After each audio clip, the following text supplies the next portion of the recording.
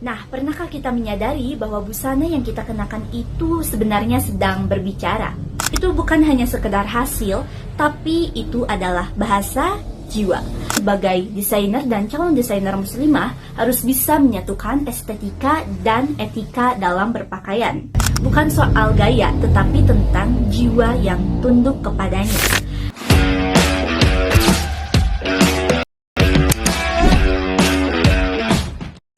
Assalamualaikum warahmatullahi wabarakatuh. Alhamdulillah, segala puji bagi Allah yang telah menghadiahkan rasa indah kepada kita semua agar bisa kita terjemahkan menjadi karya yang penuh makna. Halo teman-teman berkarya, sebelum kita masuk ke materi, izinkan saya memulainya dengan berpantun dulu ya. Teman-teman jangan lupa bilang cakep, oke? Nah, gini ya pantunnya. Ke warung, beli sambal terasi. Pulang-pulang, tidak lupa juga membawa tahu isi. Jika kami sudah matching sama hijab Rosi, sandalnya beda kanan kiri. Terima kasih ya teman-teman untuk tepuk tangannya. Nah, sekarang saya mau tanya nih, siapa di sini yang pernah bingung mau pakai baju apa pas keluar rumah besok? Siapa? Kamu? Nah, itu artinya fashion itu sangat mempengaruhi keputusan kita setiap hari. Bahkan sebelum kita sarapan, kita sadar bahwa fashion itu bukan tentang hal remeh, mau pakai baju apa ya besok, tapi tentang bahasa yang bakal dinilai, dipandang, bahkan menjadi identitas kita.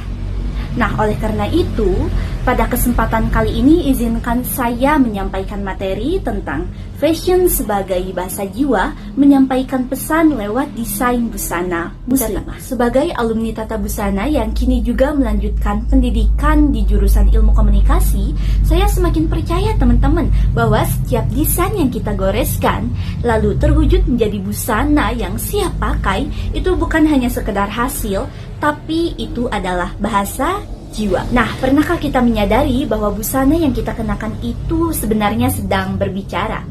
Fashion itu bukan hanya benda yang melekat pada tubuh, tetapi bahasa yang disampaikan tanpa suara. Bisa dilihat dari nilai, pesan, dan isi hati yang disampaikan tanpa suara.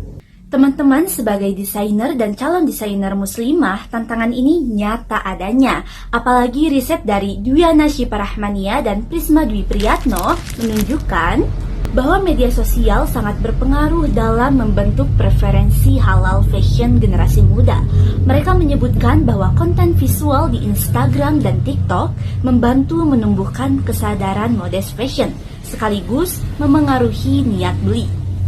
Tidak hanya itu, tren global juga membuktikan bahwa modest fashion saat ini sudah menjadi pasar dunia. Dalam artikel The Business Standard mencatat bahwa konsumsi fashion muslim global terus naik dan kini menjadi bagian penting dari industri fashion internasional.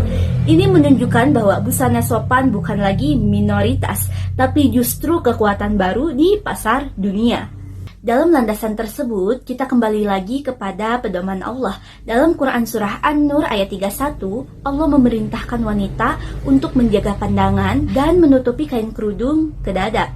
Dalam Quran Surah Al-Ahzab ayat 59, Allah menegaskan wanita agar mengenakan jilbab agar dikenal sebagai perempuan yang terhormat.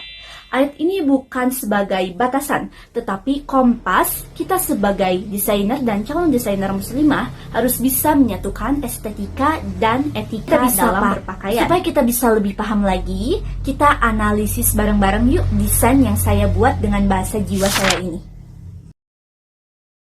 Melihatnya saja sudah sangat terasa pesan yang ingin disampaikan oleh yang desainnya. Karya tersebut bisa mengedukasi banyak orang, apalagi dibagikan di media sosial. Seperti yang disampaikan oleh Prisma Rahmania dan Priyatno, pesan nilai adalah kunci influencer halal fashion. Busana muslimah akhirnya bisa menjadi dakwah visual. Teman-teman berkarya yang saya banggakan, semoga pesan yang saya sampaikan dipahami dengan baik.